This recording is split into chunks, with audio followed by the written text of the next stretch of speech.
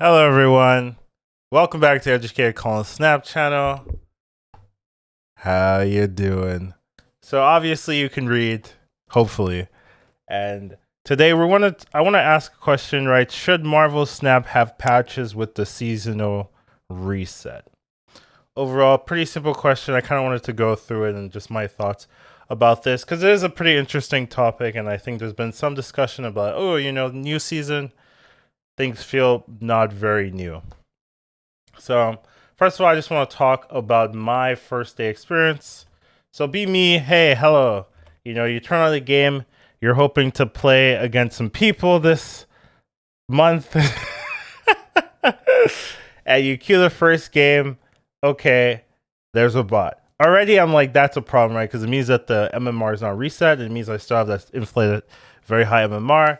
So, yeah, I keep going, right? And overall, the early game or the early ranks are the same, right? Going to infinite. I fought some players, of course, but mostly bots. So it didn't really matter what I was doing as long as I was playing like decently well. I would climb. So, but I was hoping that okay, well, they at least the infinite v infinite system would kick in once I hit infinite, and then even if the early 30 ranks are pretty easy. At least once I hit infinite, then I only fight infinite players. It should be super good. And I hit infinite, and I'm like, damn, it's still the same. And that kind of surprised me, right? I was actually expecting the season 2 be different. Now I want to explain why I thought it was going to be stuff different. If you take a look at their roadmap here, right? They have rank mode improvements. This is something to think about. Something that I was really focusing on, maybe incorrectly, is that they did say they're making a few updates before our next season. I really latched onto that, and I really thought that meant that by this season, these updates will be implemented. Now, maybe that was foolish of me, but that's what I was like, okay, next season, things are going to change, right? Like, it's not going to be as easy. That was what I was thinking. But it really means that once the patch is implemented, I assume next season. So that kind of makes it lose a lot of the shine, right? The climb is still going to be hard for most of the season, and the matchmaking algorithms are going to not be implemented for most of the season. The infinite v infinite matchmaking, all of these things are not going to be implemented yet until very late into the season, usually when they actually get their patch done. So that made me think, right? Should that be? Is that good? Is that really how I want things to look? And I just wanted to kind of talk about some of the discussions around having a patch when a season is reset. Some of the pros, some of the cons to that kind of discussion. That's the the forefront. My thoughts on it in the first day. So here are some of the things, right? It brings the feeling of a new meta. Usually with the patch, you're like, okay, new meta, we get a new card that's available to players through the season pass. If there was also a patch accompanying that, it's gonna really feel like, oh, there's a real new season. Things are changing, cards are nerfed, cards are different. Let's get into the season. It also feels like it makes sense to a casual player that when a season changes, a patch also happens that changes the meta, right? Like it's very easy to understand. A lot of people are confused that a season reset doesn't necessarily mean that the meta is going to change or anything's really going to be different at all. It's really when the patch happens when things really differentiate from the standard.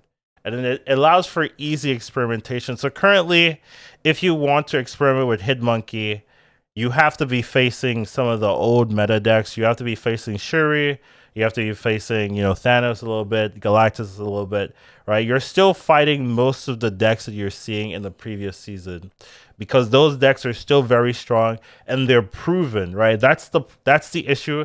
Those decks are proven to be consistent over the last season, where anytime you're testing a new card that's not in the game, you have to go through a lot of iterations, a lot of feedback, learning and growing and really figuring out what cards this card works best with. Now, the problem with experimenting is that you just get beat down by these optimized lists, right? Like if you can't beat a best like a high roll Shuri, well, this deck sucks.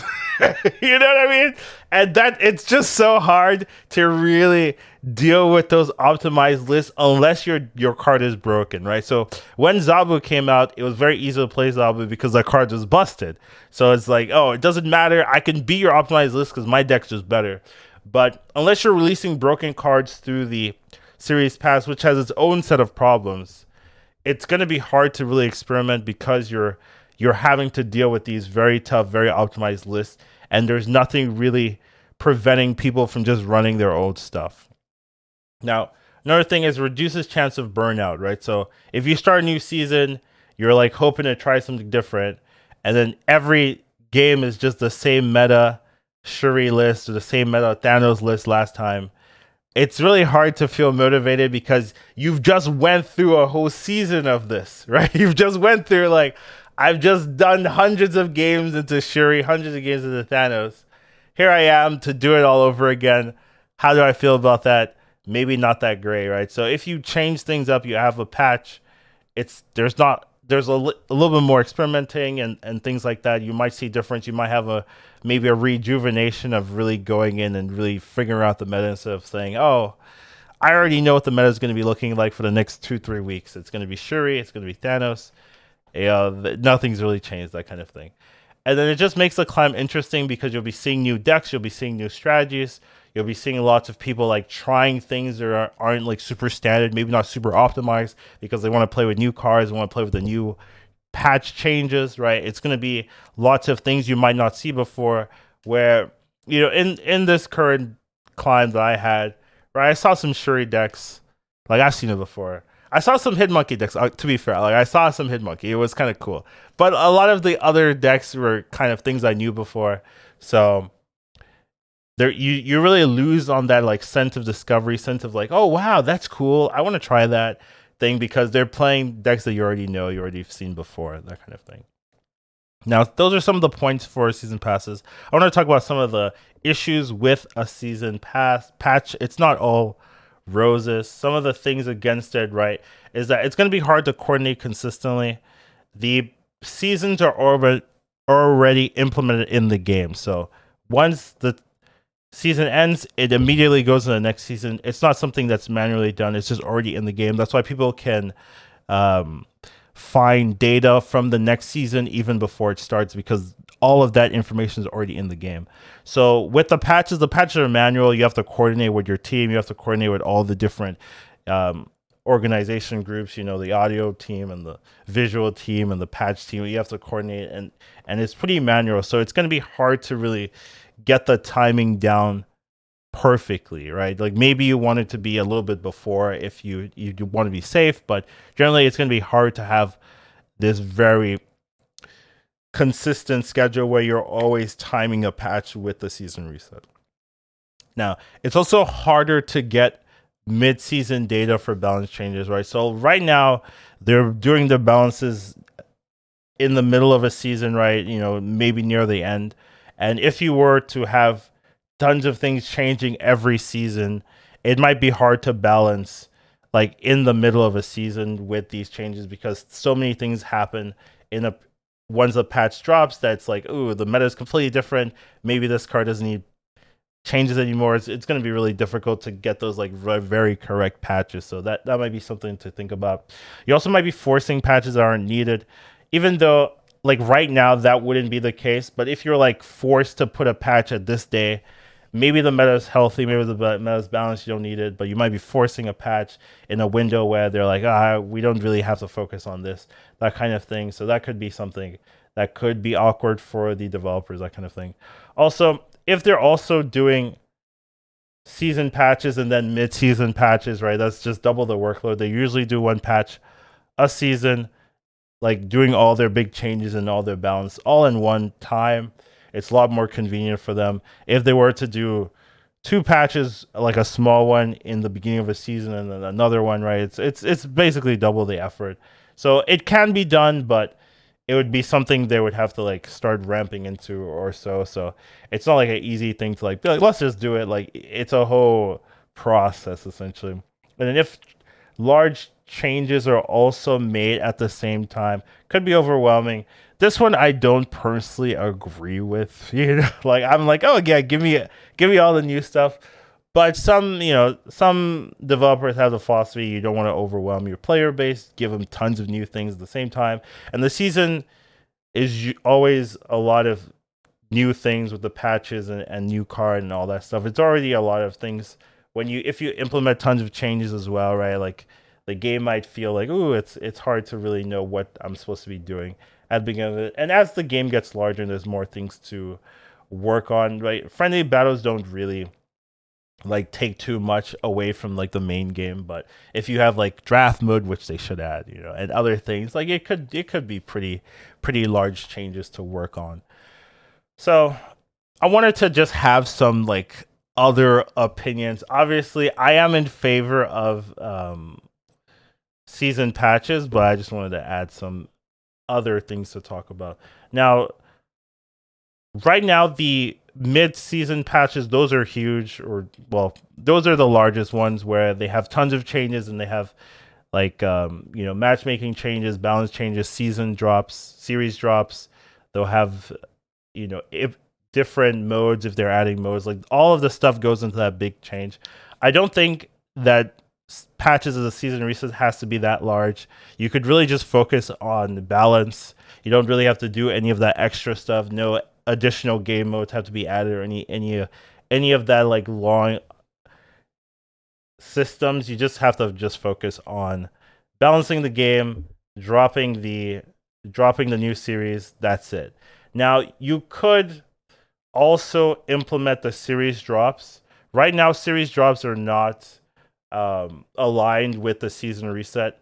That might be done intentionally just to have a moment of excitement mid-season as cards drop down. But it just would be nice to have more cards available as a season resets. Because usually right now, the season reset just means one new card, right? If you had the series drop on top of that, the series reset might mean 4 new cards or so, or like more availability for the players. So it would just give newer players more access to things, right? Because if you already completed Series 3 or so, like a lot of it might not matter. Maybe going from Series 5 to Series 4 might make you get that card now. So even for older players, it might help.